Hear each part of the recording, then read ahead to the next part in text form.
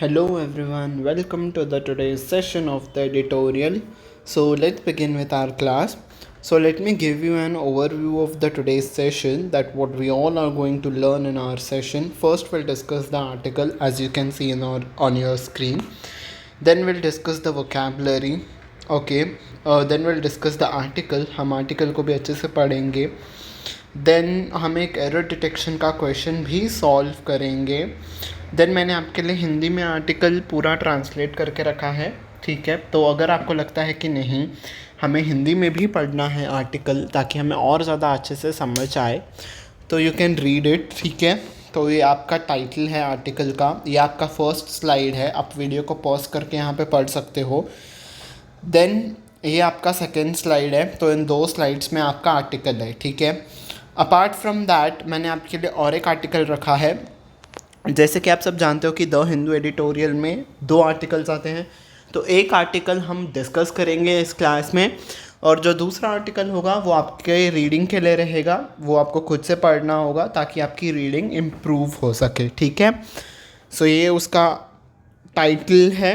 ठीक है, और ये फर्स्ट स्लाइड है और ये सेकेंड स्लाइड है. ठीक है, तो आप वीडियो को पॉज करके आप इसे पढ़ सकते हो. ठीक है, सो मैंने पूरी कोशिश की है कि मैं इस सेशन को कॉम्प्रिहेंसिव रख सकूं, होलिस्टिक रख सकूं. ठीक है, ताकि आपके लिए ये सेशन हेल्पफुल प्रूव करे सारे एग्ज़ाम्स के लिए. ठीक है, तो हम बिगिन करते हैं. सो पहले हम आते हैं टाइटल के ऊपर. सो टाइटल क्या कह रहा है? Spring cleaning. देखो वैसे तो आम तौर पे स्प्रिंग क्लीनिंग का मतलब क्या होता है, जब आप स्प्रिंग के सीज़न पे घर की सफाई करते हो, जैसे दिवाली के टाइम पे हमारे घर की सफाई होती है ना, तो वैसे उसका मतलब जनरली तो यही होता है स्प्रिंग क्लीनिंग का मतलब. ठीक है, जैसे कि मैंने यहाँ पे लिखा भी है, a thorough cleaning of a house और room typically undertaken in a spring.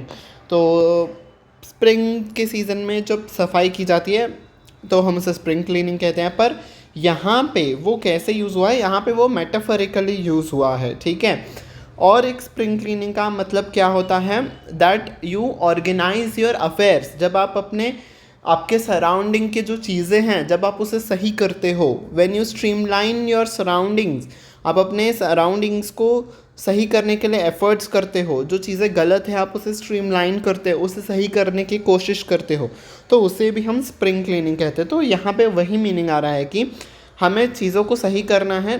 किसके रिगार्डिंग चीज़ों को सही करना है? On medical education in India. तो जो मेडिकल एजुकेशन दी जाती है इंडिया में, ठीक है, मेडिकल एजुकेशन इज़ चिकित्सा शिक्षा. ठीक है, तो जो मेडिकल के फील्ड में जो एजुकेशन दी जाती है हमारे भारत देश में, हमें उसे सही करना है. ठीक है, मतलब कुछ खामियां होंगी, उन खामियों को हमें दूर करना है. ठीक है, ये ऑथर का कहना है. ठीक है, the pause on new graduate medical education regulations is a chance to forge a consensus. ठीक है, फोर्ज का वैसे तो मतलब होता है फर्नेस, जहाँ पे आप मेटल को शेप करते हो, जैसे हम भट्टी कहते हैं. पर यहाँ पे फॉर्ज करने का मतलब है बिल्ड करना. ठीक है, तो ये जो विराम आया है, पॉज इज़ विराम, ये जो एक विराम आया है किस चीज़ में? ग्रेजुएट मेडिकल एजुकेशन रेगुलेशंस में.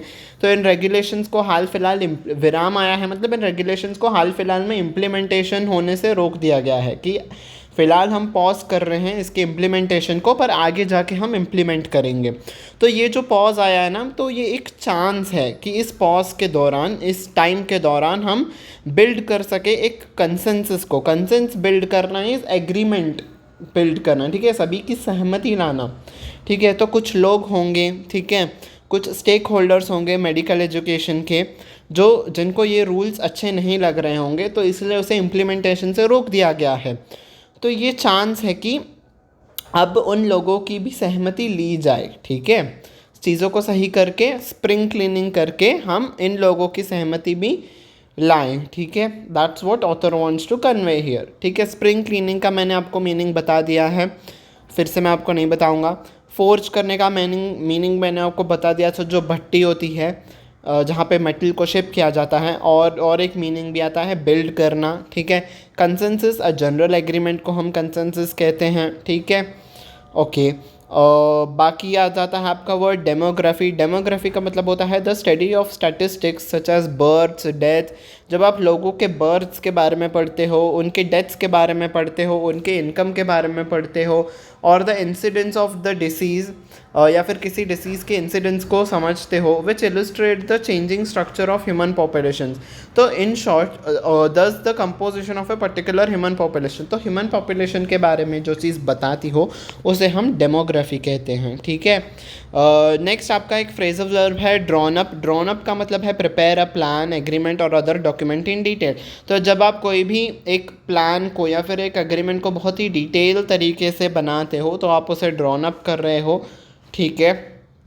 नेक्स्ट वर्ड है लॉन्गिट्यूडनल। लॉन्गिट्यूडनल का एक मतलब होता है आपका, जब वो एडजेक्टिव की तरह यूज़ होता है, उसका मतलब होता है कि running length wise rather than across, ठीक है। Length wise is this, across is this, ठीक है। तो वो जब लेंथ वाइज हम लैटिट्यूड्स और लॉन्गिट्यूड्स पढ़ते थे ना, these are the latitudes and these are the longitudes, ठीक है, जो ग्लोब पे होती थी।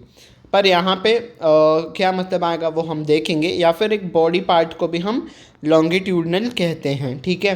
तो हम आर्टिकल में देखेंगे कि इसका मीनिंग क्या आ रहा है, ठीक है। Next is डायडैक्टिक। डायडैक्टिक आपका एक एडजेक्टिव है जिसका मतलब होता है intended to teach, particularly in having moral instruction and ulterior motive. तो जब आपको सिखाया जाता है पर्टिकुलरली हैविंग मॉरल इंस्ट्रक्शंस, जो जनरली जो मॉरल से रिलेटेड मॉरल वैल्यूज़, इथिक्स, जब आपको इन सब चीज़ों के बारे में बताया जाता है। थ्योरी, जब इन शॉर्ट यहाँ पे आपका मीनिंग आर्टिकल में आएगा थ्योरी, जब आपको थ्योरी बताई जाती है तो उसे हम डायडैक्टिक कहते हैं, ठीक है।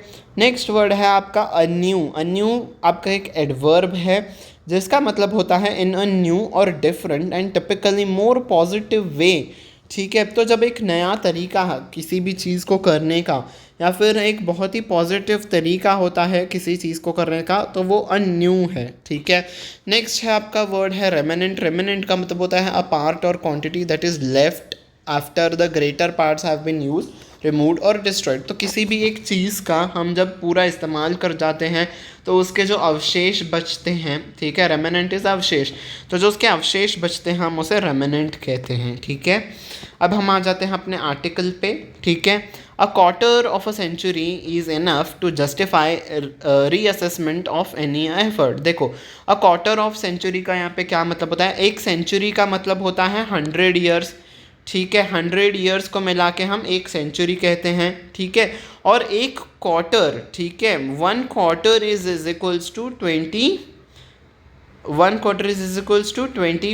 ईयर्स, ठीक है। Hope this thing is clear. इतनी मैथमेटिक्स आप सबको आती होगी, ठीक है। 1 century is equal to 100 years, 1 quarter is equals to 25 years, ठीक है। तो एक सेंचुरी के 25 साल इनफ होते हैं, किस चीज़ के लिए इनफ होते हैं, to justify a reassessment of any effort. तो किस चीज़ को जस्टिफाई करने के लिए होते हैं, reassessment of any effort. Reassess करना, उस पर पुनः विचार करना। तो किसी भी चीज़ पे पुनः विचार करने के लिए 25 साल तो एक इनफ टाइम है, मतलब बहुत ही ज़्यादा टाइम है किसी एक एफर्ट को फिर से उसके ऊपर पुनः विचार करने के लिए, ठीक है। About 25 years have been passed since the existing regulations on graduate medical education GMER were notified in 1997. तो 25 साल हो गए हैं, 25 साल इनफैक्ट बीत गए हैं जब 1997 में ग्रेजुएट मेडिकल एजुकेशन रेगुलेशंस इसके ऊपर नोटिफाई किए गए थे, ठीक है। मतलब जो मेडिकल एजुकेशन है ना ग्रेजुएट्स की, जो ग्रेजुएट शिक्षा होती है चिकित्सा शिक्षा में, उसके ऊपर जो रेगुलेशंस थे वो नोटिफाई किए गए थे, मतलब वो इम्प्लीमेंट किए गए थे पब्लिक के लिए 1997 में। And the time was ripe, और and the time was ripe मतलब अब समय आ गया है। देखो, फ्रूट्स राइप होते हैं मतलब वो पूरी तरीके से फल बन चुके होते हैं, ठीक है। मतलब कच्चे फ्रूट से वो पूरा पक गया होता है फ्रूट, तब हम कहते हैं फ्रूट्स आर, ये फल राइप हो चुका है, ठीक है। तो अब टाइम राइप हो चुका है, मतलब अब समय आ गया है, किस चीज़ का समय आ गया है, टू टेक अ री look at all the aspects of the system. री लुक मतलब फिर से एक बार सोचना है किस चीज़ पे, सारे एस्पेक्ट्स से सभी पहलुओं पे जो सिस्टम है, मतलब कौन सा सिस्टम, यहाँ पे जो मेडिकल एजुकेशन है उसके सारे पहलुओं पे अब हमें रीलुक करना है, पुनः विचार करना है, और इस चीज़ का समय अब आ गया है, ठीक है। And adapt them to changing requirements, और मेडिकल सिस्टम को अडाप्ट करना होगा चेंजिंग रिक्वायरमेंट्स को, जो बदलती हुई ज़रूरतें हैं उससे अब उसको मेडिकल सिस्टम को अडाप्ट करना होगा, ठीक है। इंक्लूडिंग कौन से हैं वो चेंजिंग रिक्वायरमेंट्स, कौन सी ज़रूरतें हैं जो बदल रही हैं।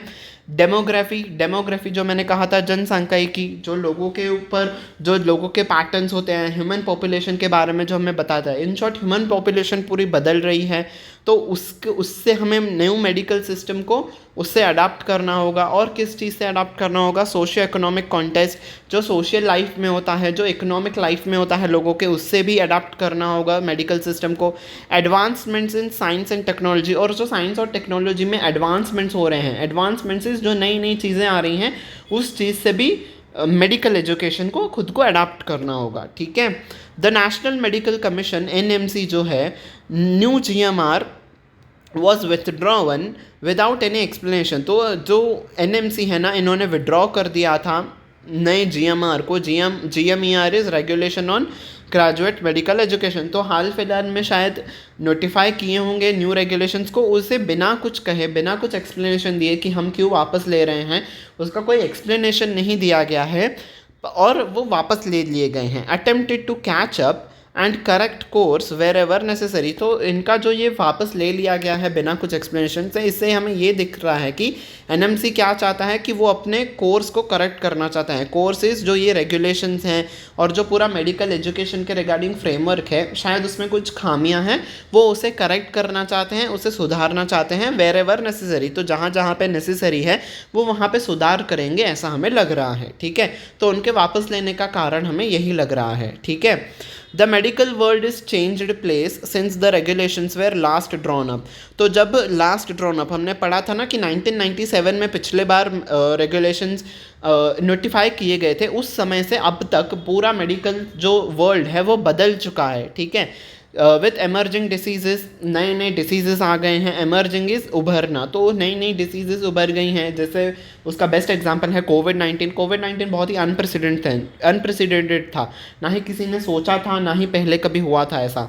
तो नए नए डिसीजेस आ रहे हैं। Changing demands and expectations of the stakeholders. जो स्टेक होल्डर्स कौन होते हैं, उस फील्ड से रिलेटेड जो कोई भी लोग हों। अब मेडिकल एजुकेशन के स्टेक होल्डर्स कौन हो गए, डॉक्टर्स हो गए, स्टूडेंट्स हो गए, पेशेंट्स हो गए। तो उस फील्ड से इन शॉर्ट जो भी रिलेटेड हैं वो सारे स्टेक होल्डर्स हो जाएंगे, ठीक है। वैसे ही एजुकेशन फील्ड से रिलेटेड स्टेक होल्डर्स कौन हो गए, टीचर्स हो गए, स्टूडेंट्स हो गए, पेरेंट्स हो गए, ठीक है। तो जो भी उस फील्ड से रिलेटेड हैं वो उनके स्टेक होल्डर्स हो जाते हैं। तो जो उनके मेडिकल फील्ड के जो स्टेक होल्डर्स की उनकी डिमांड है और उनकी एक्सपेक्टेशंस है, एक्सपेक्टेशंस इज आशाएं हैं जो मेडिकल फील्ड से रिलेटेड, तो वो भी चेंज हो रही हैं। Also altering the game dramatically. तो ये जो सारी चीज़ें हैं ना, ये नए नए डिसीजेस का उभरना, नए डिमांड्स का आना, नए एक्सपेक्टेशंस का आना, तो ये सारी चीज़ें क्या कर रही हैं, ऑल्टर कर रही हैं, इस बदल रही हैं इस पूरे गेम को। कौन सा ये गेम, जो ये मेडिकल एजुकेशन का सिस्टम है ना, इस पूरे सिस्टम को वो बदल रही हैं ड्रामेटिकली कई हद तक, कई से मतलब पूरा पलट के रख दिया है इस सारे चीज़ों ने मेडिकल एजुकेशन सिस्टम को, ठीक है। तो पूरा मेडिकल फील्ड को इन सारे चीज़ों ने बदल के रख दिया है, ठीक है। The new regulations aimed at, जो न्यू रेगुलेशंस आए थे वो एम कर रहे थे, मतलब उनका मोटिव क्या था, medical aimed at making medical education more learner centric. तो उन रेगुलेशंस का एम था कि वो मेडिकल एजुकेशन को मोर लर्नर सेंट्रिक बनाए। लर्नर सेंट्रिक इज जो पढ़ रहे हैं उनके लिए वो यूज़फुल हो, ठीक है। तो वैसे कुछ बनाए। पेशेंट सेंट्रिक, और जो पेशेंट्स आ रहे हैं उस फील्ड में अपना ट्रीटमेंट करवाने के लिए उनके लिए भी उपयोगी हो। जेंडर सेंसिटिव हो, मतलब जेंडर सेंसिटिव यहाँ पे मतलब होता है कि मेल और फीमेल्स के बीच में कोई डिस्क्रिमिनेशन ना हो। आउटकम ओरिएंटेड हो, आउटकम इज रिजल्ट, आउटकम का यहाँ पे मतलब होता है रिजल्ट, तो रिजल्ट ओरिएंटेड हो, ठीक है। मतलब आप उस फील्ड में अपना योगदान कर रहे हो, कुछ पढ़ रहे हो, तो उसका हमें अच्छा आउटकम भी मिलना चाहिए, ठीक है। अगर आप उस फील्ड से पढ़ रहे हो तो उसके अच्छे रिजल्ट्स भी मिलना चाहिए। तो न्यू रेगुलेशंस ऐसे कुछ एम कर रहे थे कि ये सारी चीज़ें उसमें इंक्लूडेड हो। और क्या हो, एनवायरनमेंट अप्रोप्रिएट हो। तो हमारा जो एनवायरनमेंट है आजकल, जो क्लाइमेट चेंज की वजह से जो हमारा एनवायरनमेंट बदल रहा है, उसको भी अडाप्ट कर ले, उसके भी अनुकूल हो नया सिस्टम, ठीक है। While continuing to anchor on the basic principles of teaching medicine. तो ये सारी चीज़ें तो हो ही, वाइल यहाँ पे आपका कॉन्ट्रास्ट के लिए भी दिखाया जाता है, साइमल्टेनियस एक्शन के लिए भी दिखाया जाता है। यहाँ पे आपका वाइल साइमल्टेनियस एक्शन के लिए दिखाया गया है, ठीक है। तो ये सारी चीज़ें तो हो ही, साथ साथ साइमल्टेनियसली और क्या चीज़ करे वो, कंटिन्यू टू एंकर, एंकर करना इज सपोर्ट करना। तो उसके साथ साथ क्या चीज़ को सपोर्ट करे, the basic principles of teaching medicine. तो जो मेडिकल एजुकेशन में जो पढ़ाने का बेसिक प्रिंसिपल होता है, उस चीज़ को सपोर्ट करने के साथ साथ ये सारी चीज़ें भी हो, ठीक है। Okay, next, the regulations were progressive in introducing longitudinal programme based on attitude, ethics, and communication competencies for young medical students to lay stress on ethical values, being responsive to patient needs, and improved communication, early clinical experience, all skills young medicos will benefit from in the real world. तो जो regulations थे ना, वो progressive थे मतलब support कर रहे थे, किस चीज़ के लिए सपोर्टिव थे वो, in introducing longitudinal programme based on attitude. तो एक जो प्रोग्राम जो उनको सिखाया जाता था वो एटीट्यूड्स के बेस पे हो, एथिक्स के बेस पे हो, मॉरल वैल्यूज, एथिक्स इज जो रूल्स एंड रेगुलेशंस के ऊपर बेस्ड हो, ठीक है। और किस चीज़ को वो प्रोग्रेसिव करे और किस चीज़ को बढ़ावा दे, जो नया मेडिकल सिस्टम होगा वो कम्युनिकेशन कॉम्पिटेंसी को बढ़ावा दे, ठीक है। मतलब उनके कम्युनिकेशन को अच्छा बेहतर करे, वो यंग मेडिकल स्टूडेंट्स के कम्युनिकेशन को बेहतर करें। टू ले स्ट्रेस ऑन एथिकल वैल्यूज़, और एथिकल वैल्यूज़ पे भी वो स्ट्रेस ले करें, स्ट्रेस ले करना इस इम्पॉर्टेंस देना, तो एथिकल वैल्यूज़ को भी इम्पॉर्टेंस दें। Being responsive to patient needs, और जो पेशेंट की नीड्स है उसको अच्छे से रेस्पॉन्स करे, मतलब उस पर ध्यान दे। एंड इम्प्रूव्ड कम्युनिकेशन, और अपनी कम्युनिकेशन को भी इम्प्रूव करे। अर्ली क्लिनिकल एक्सपीरियंस, और क्लिनिकल जो एक्सपीरियंस है उनको अर्ली इस जो शुरुआती दौर का एक्सपीरियंस है वो भी उनको मिले। तो इन सारे चीज़ों पे फोकस कर रहा है new education system. All skills young medicos will benefit from the real world. तो इन सारे चीज़ों से ना जो यंग मेडिकोज हैं, मेडिकोज जो मेडिकल फील्ड से रिलेटेड है, अगर इन सारे चीज़ों पे ध्यान दिया जाएगा तो ही जो यंग मेडिकोज हैं, मतलब जो आगे इस फील्ड से पास आउट होंगे, इस फील्ड से जो निकलेंगे ना पास होके, उनको तो वो लोग बेनिफिट होंगे, मतलब उनको लिए यूज़फुल होगा रियल वर्ल्ड में ये सारी चीज़ें, ठीक है। मतलब रियल वर्ल्ड में वो सक्सेसफुल तभी ही हो पाएंगे जब वो इन सारे चीज़ों से बेनिफिट कर पाएंगे। जब ये सारी चीज़ें प्रेजेंट होंगी तो ही यंग मेडिकोज बेनिफिट कर पाएंगे रियल वर्ल्ड में, मतलब प्रैक्टिकल वर्ल्ड में वो बेनिफिट कर पाएंगे, ठीक है। Okay, it had specified that didactic lectures, didactic is जो उपदेशात्मक लेक्चर्स हो, ठीक है, मतलब जो थियोरेटिकल बेस्ड लेक्चर्स हो, would not exceed a third of the schedule, ठीक है। अ थर्ड का यहाँ पे मतलब होता है 1/3, अ का मतलब होता है 1, तो 1/3 का जो उनका शेड्यूल है वो एक्सीड नहीं करेगा 1/3, मतलब हर 3 लेक्चर में से सिर्फ एक ही लेक्चर डायडैक्टिक होगा, मतलब थियोरेटिकल जो लेक्चर होगा वो एक ही रहेगा, और जो बाकी के 2 लेक्चर्स होंगे वो कैसे होंगे, वो प्रैक्टिकल होंगे। While the bulk of the course is मतलब ज़्यादातर, बल्कि ज़्यादा हिस्सा जो कोर्स का रहेगा वुड इंक्लूड, वो क्या इंक्लूड करेगा, interactive sessions. Interactive is students और टीचर्स के बीच में इंटरैक्शन हो, दोनों बातचीत करें, डाउट्स को क्लियर करें, ऐसा सेशन रहेगा। प्रैक्टिकल्स रहेंगे ताकि वो जो मेडिकल स्टूडेंट्स हैं वो प्रैक्टिकली चीज़ों को और ज़्यादा अच्छे से सीख पाए। क्लिनिकल एक्सपीरियंस की, हाँ एक्चुअली में क्लिनिक में कैसा एक्सपीरियंस होता है उसके ऊपर बेस्ड हो, और केस स्टडीज़ के ऊपर बेस्ड हो। मतलब इन शॉर्ट जो थ्योरेटिकल पार्ट रहेगा वो कम रहेगा, ठीक है। थ्योरेटिकल पार्ट ओनली एक तिहाई रहेगा, ठीक है। तो बाकी का जो लेक्चर्स रहेंगे वो आपके प्रैक्टिकल बेस्ड रहेंगे, ठीक है। इंटरैक्टिव सेशन रहेगा, केस स्टडी रहेगा, प्रैक्टिकल बेस्ड रहेगा, ठीक है। मतलब in short new education system में अच्छा कम्युनिकेशन रहेगा, एथिकल वैल्यूज़ के ऊपर रहेगा। तो इसका मतलब ये नहीं है कि हम बस भाषण ही देते रहेंगे, नहीं। डायडैक्टिक लेक्चर्स इस भाषण जो सिर्फ थ्योरी के ऊपर बेस्ड हो, ऐसा नहीं है कि हम सिर्फ भाषण ही देना है, प्रैक्टिकल के ऊपर भी फोकस रहना होगा, ठीक है। तो न्यू एजुकेशन सिस्टम में ये इंक्लूड किया गया है कि सिर्फ हर 3 में से सिर्फ एक ही लेक्चर थ्योरी रहेगा, बाकी का 2 लेक्चर हम प्रैक्टिकल रखेंगे, ठीक है। Okay, also introduced a new a knew was, तो और नई चीज़ जो अ न्यू मतलब और जो नया मेथड, जो नया वे इंट्रोड्यूस किया गया है वो है family adoption programme through village outreach. तो फैमिली अडॉप्शन प्रोग्राम इस फैमिली प्लानिंग से रिलेटेड जो प्रोग्राम्स हैं थ्रू विलेज आउटरीच, मतलब विलेज के लोगों तक भी इस प्रोग्राम को पहुंचाना है और उनके थ्रू इस प्रोग्राम को प्रमोट करना है। ये भी इंट्रोड्यूस किया गया है फॉर ईच MBBS स्टूडेंट, तो हर एक MBBS स्टूडेंट को ये करना होगा, ठीक है। एंड अ पैंडमिक मॉड्यूल, और जो पैंडमिक के ऊपर जो अभी पैंडमिक हुआ है उससे जो एक्सपीरियंस मिला है मेडिकल फील्ड को, उसके ऊपर उस एक्सपीरियंस के बेस के ऊपर भी एक मॉड्यूल बनाया गया है, ठीक है। तो कि अगर फ्यूचर में ऐसी कोई सिचुएशन आती है तो कैसे जो मेडिकल के रिलेटेड स्टाफ है वो कैसे उस चीज़ से डील कर पाएंगे, ठीक है। तो ऐसा भी मॉड्यूल प्रिपेयर किया गया है न्यू एजुकेशन फ्रेमवर्क में, ठीक है। अदर सिग्निफिकेंट चेंजेस इंक्लूडेड, और जो सिग्निफिकेंट इज़ इम्पॉर्टेंट, तो और इम्पॉर्टेंट चेंजेस कौन से इंक्लूड किए गए हैं? Reduction of the overall time period for the students to complete the MBBS course to 9 years from 10। तो अभी अब के समय में 10 साल लगते थे और अब उसे चेंज करके 9 साल कर दिया गया है MBBS कोर्स को ख़त्म करने के लिए। तो अगर कोई इंसान MBBS का कोर्स कर रहा है तो अब उसे 9 साल लगेंगे, पहले 10 साल लगते थे, तो एक साल की कमी आ गई है, ठीक है। अब 1 साल कम लगेगा। Fixed number of attempts to clear papers, और अब फिक्स्ड अटेम्प्ट्स दिए जाएंगे कि हाँ आपको इतने ही अटेम्प्ट्स में पेपर को क्लियर करना है। पहले शायद अटेम्प्ट्स के ऊपर लिमिट नहीं थी, अब अटेम्प्ट्स के ऊपर लिमिट भी आ गई है। And common counselling admission for 2024, तो 2024 से कॉमन काउंसलिंग एडमिशन का प्रोसेस भी फॉलो होगा, ठीक है। If a student fail to clear exam, और कौन सा चेंज लाया गया है कि अगर कोई एक स्टूडेंट फेल होता है एग्ज़ाम को क्लियर करने में, ही और she could have appeared in the supplementary examination, तो उसे सप्लीमेंट्री एग्जामिनेशन में भी अपीयर होने का मौका दिया जाएगा। सप्लीमेंट्री एग्जाम इस पूरक परीक्षा, जो आपका मेन एग्ज़ाम होता है और उसके बाद जो स्टूडेंट्स फेल होते हैं और उनका 1 साल पूरा बर्बाद ना हो, इसीलिए मेन एग्ज़ाम के कुछ समय के बाद आपके फिर से री एग्ज़ाम्स होते हैं।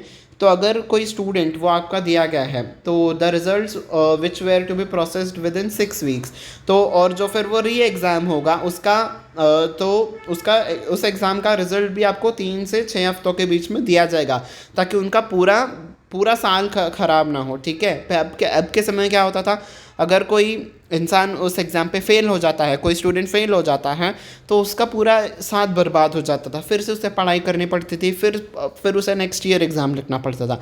पर अब री एग्ज़ाम का भी सिस्टम इंट्रोड्यूस किया गया है और उस री एग्ज़ाम के भी रिजल्ट्स 3 से 6 हफ्तों में आ जाते हैं। द स्टूडेंट्स इफ़ सक्सेसफुल, अगर वो सप्लीमेंट्री एग्ज़ाम में क्लियर हो जाते हैं, सक्सेसफुल मतलब क्लियर कर जाते हैं, तो could have proceed with the same batch, तो अब वो जिस बैच में थे ना, तो वो उसी सेम बैच से वो आगे कंटिन्यू कर सकेंगे, ठीक है। ओके, स्प्रिंग क्लीनिंग इज़, जो मैंने आपको कहा था कि अपने जो कमियां हैं उसे सुधारना है, तो कमियों को सुधारेंगे। अगर हमें मेडिकल एजुकेशन के कमियों को सुधारना है इन इंडिया में, हमारे इंडिया में कमियों को सुधारना है, is no doubt necessary to clear the cobweb remnants. Cobweb is जो जाल है रेमेनेंट्स का, मतलब जो अब तक होते आया है ना, जो गलतियां होते आई हैं इंडिया के मेडिकल एजुकेशन सिस्टम में, जो रेमेनेंट्स उसे कहा गया है, जो अब तक होते आया वो रह गया है इंडिया के मेडिकल एजुकेशन सिस्टम में। अब हमें उसे साफ़ करना है, अब हमें उसे दूर करना है, उन कमियों को दूर करना है, इसलिए स्प्रिंग क्लीनिंग कहा गया है। तो उसे दूर करना, तो वो चीज़ तो नेसेसरी है ही फ्रॉम द पास्ट, तो पास्ट से लेकर अब तक जो गलतियाँ आई हैं उन सारी गलतियों को हमें मिटाना है और वो बहुत ही नेसेसरी है। साथ साथ वाइल का देखो फिर से यहाँ पे साइमल्टेनियस एक्शन के लिए यहाँ पे लिखा गया है, while a new GMR will enable, साथ साथ जो new graduate medical education regulations रहेंगे वो क्या एनेबल करेंगे, the country's medical students to be future ready. तो ये जो हमने न्यूज़ सभी रेगुलेशंस पढ़े ना कि डाइडैक्टिक लेक्चर्स कम होंगे, कम्युनिकेशन के ऊपर ज़्यादा ध्यान दिया जाएगा, प्रैक्टिकल के ऊपर ध्यान दिया जाएगा, पैंडेमिक मॉड्यूल के ऊपर एजुकेशन सिस्टम रहेगा, तो ये सारे मेजर्स से ना आगे के लिए फ्यूचर रेडी, मतलब आगे का जो समय आएगा उसके लिए हमारे इंडिया के मेडिकल स्टूडेंट्स रेडी रहेंगे। अब पर जो क्वेश्चन आ रहा है वो क्या उठ रहा है, the question needs to be asked, जो क्वेश्चन आ रहा है अब हमारे दिमाग में वो ये है कि if the system will be ready to handle the requirements of the student, पर ये जो सिस्टम जो हमारा आजकल का जो पुराना सिस्टम है, क्या वो उसे हैंडल कर पाएगा? उन स्टूडेंट्स के रिक्वायरमेंट्स को क्या वो सिस्टम हैंडल कर पाएगा? Who breach the odds to climb up a medical seat, who किसके लिए अब लिखा है? इस स्टूडेंट के लिए। तो जो बच्चे सारे ब्रीच द ऑड्स का मतलब है सारे मुश्किलों से पार होके, देखो एक मेडिकल सीट को पाना एक बहुत बड़ा एक जंग सा होता है इंडिया में। पहले 12th तक पढ़ाई करो, फिर आपको नीट एग्ज़ाम देना होता है, फिर उसके ऊपर इतना ज़्यादा नीट में टफ़ कंपटीशन होता है, उसके बाद आप मुश्किल से आपको सीट मिलती है। अगर आपका नीट में अच्छा रैंकिंग नहीं आता है तो आपको कई ज़्यादा बड़ी रकम पे करनी पड़ती है, डोनेशंस के रूप में, बहुत ज़्यादा फ़ीस के रूप में आपको पे करना पड़ता है MBBS एक मेडिकल सीट पाने के लिए। तो इन सारे मुश्किलों को ब्रीच करते हुए, ब्रीच द ऑड्स का मतलब था इन सारे मुश्किलों को पार करते हुए जब एक मेडिकल सीट पाता है स्टूडेंट, तो क्या उस स्टूडेंट के रिक्वायरमेंट्स को ये सिस्टम हमारा फुलफ़िल कर पाएगा?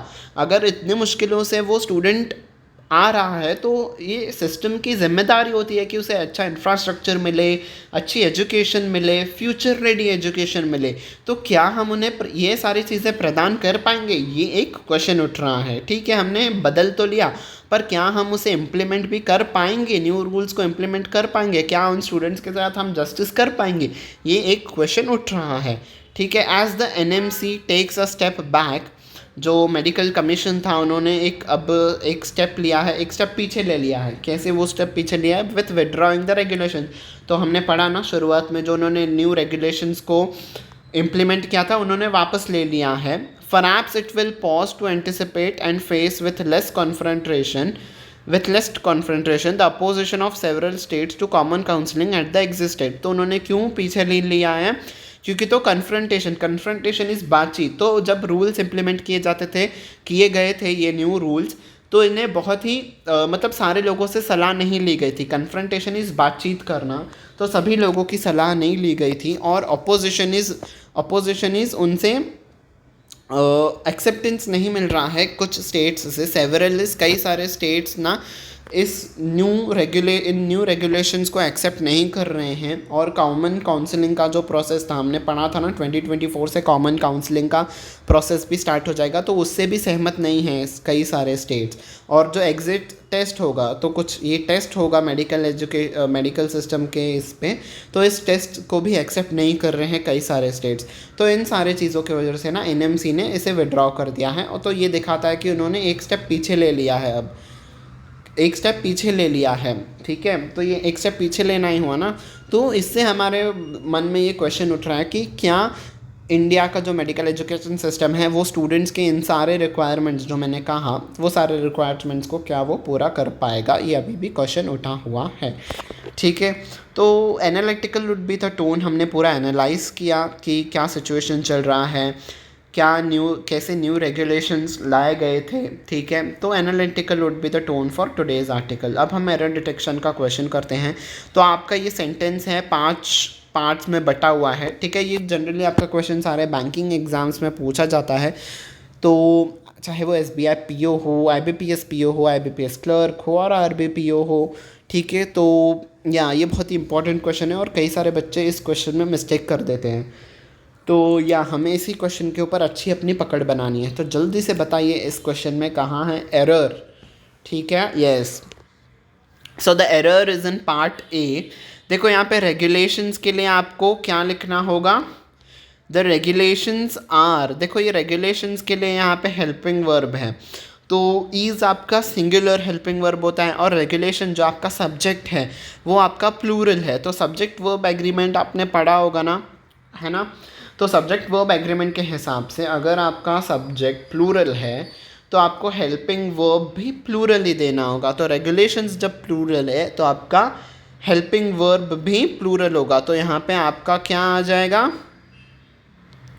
बताइए कौन सा हेल्पिंग वर्ब आएगा? यस, यहाँ पे आपका आ जाएगा R. The regulations are progressive in introducing a longitudinal programme based on ethics, communication competencies for young medical students to lay stress on ethical values, being responsive to patient needs and improved communication, early clinical experience, all skill young medicos will benefit in the real world।